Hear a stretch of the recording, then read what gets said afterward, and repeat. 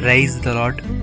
ప్రతిరోజు అనుదిన వాక్యం ద్వారా మీరెంతగానో బలపడుతున్నారని నేను ఆశిస్తున్నాను. అలాగే మీరు కనుక మన యూట్యూబ్ ఛానల్ని క్రొత్తగా వీక్షిస్తున్నట్లయితే మన యూట్యూబ్ ఛానల్ని సబ్స్క్రైబ్ చేయండి, ఇతరులకు షేర్ చేయండి.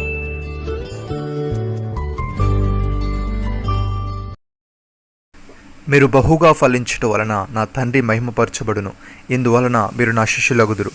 యోహాను సువార్త 15వ అధ్యాయము 8వ వచనము. ప్రియమైన సహోదరి సహోదరులారా, యేసయ్య ఈ విధంగా అంటున్నాడు, శిష్యులు ఫలించాలని, బహుగా ఫలించాలని యేసయ్య వారి పట్ల ఆసక్తి చూపిస్తున్నాడు. ఎందుకంటే వారు ఫలించడం ద్వారా తండ్రి మహిమపరచబడతాడు. తండ్రి అయిన దేవునికి మహిమ తీసుకురావడానికే శిష్యరికం యొక్క అంతిమోద్దేశమని ఆలోచన ఇక్కడ తెలియజేస్తుంది. భక్తుడు ఈ విధంగా అంటున్నాడు, మీరు చీకట్లో నుండి ఆశ్చర్యకరమైన తన వెలుగులోనికి మిమ్మల్ని పిలిచిన వారి గుణాతిశయములను ప్రచురము చేయు నిమిత్తమును ఏర్పరచబడిన వంశమును, రాజులైన యాజక సమూహమును, పరిశుద్ధ జనమును, దేవుని సొత్తైన ప్రజలై ఉన్నారు. ఒకప్పుడు ప్రజగా ఉండక ఇప్పుడు దేవుని ప్రజ అయితరి, ఒకప్పుడు కనికరింపబడక ఇప్పుడు కనికరింపబడిన వారైతరి. ప్రియులారా, మీరు పరదేశులను యాత్రికులై ఉన్నారు గనుక ఆత్మకు విరోధముగా పోరాడు శరీరాశలను విసర్జించి అన్ని జనులు మిమ్మల్ని ఏ విషయంలో దుర్మార్గులను దూషింతురో ఆ విషయంలో వారు మీ సత్క్రియలను చూచి వాటిని బట్టి దర్శన దినమున దేవుని మహిమపరచునట్లు వారి మధ్యను మంచి ప్రవర్తన గలవారై ఉండవాలని మిమ్మల్ని బతిమాలుకొనుచున్నాను. సహోదరి సహోదరులారా, మోసపోకుడి, దేవుడు వెక్కిరింపబడడు. మనుషుడు ఏమి విత్తునో ఆ పంటే కోయును. ఎలాగనగా తన శరీరేచ్ఛలను బట్టి విత్తువాడు తన శరీరం నుండి క్షేమను పంట కోయును, ఆత్మను బట్టి విత్తువాడు ఆత్మ నుండి నిత్యజీవమును పంట కోయును. మనం మేలు చేటి యందు విసుకకు యుందుము, మనం అలేక మేలు చేసితేమేమి తగిన కాలమందు పంట కోతము.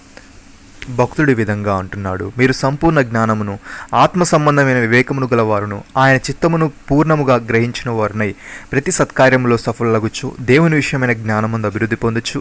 అన్ని విషయములలో ప్రభువును సంతోషపెట్టినట్లు ఆయనకు తగినట్టుగా నడుచుకున్న వల్లనియు ఆనందముతో కూడిన పూర్ణమైన ఓర్పును దీర్ఘశాంతమును కనపరచినట్లు ఆయన మహిమాశక్తిని బట్టి సంపూర్ణ బలముతో బలపరచబడవలననియు తేజోవాసులైన పరిశుద్ధుల స్వాస్యములో పాలివారొకటకు మనల్ని పాత్రులుగా చేసిన తండ్రికి మీరు కృతజ్ఞతాస్తులు చెల్లింపవలననియు దేవుని బతిమాలుకొనుచున్నాను. ఆయన మనలను అంధకార సంబంధమైన అధికారం నుండి విడుదల చేసి తాను ప్రేమించిన తన కుమారుని యొక్క రాజనివాసులుగా చేశాను. ఆ కుమారుని యందు మనకు విమోచనము అనగా పాపక్షమాపణ కలుగుచున్నది. ఆయన అదృశ్య అయిన దేవుని స్వరూపే సర్వసృష్టికి ఆది సంభూతుడై ఉన్నాడు.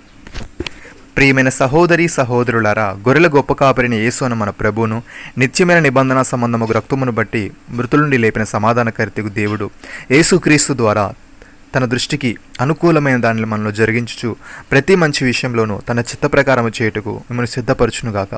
యేసుక్రీస్తుకి యుగయుగములు మహిమ కలుగునుగాక. నమ్మిన వారు నాతో కలిసి ప్రార్థనలో ఏకీభవించండి.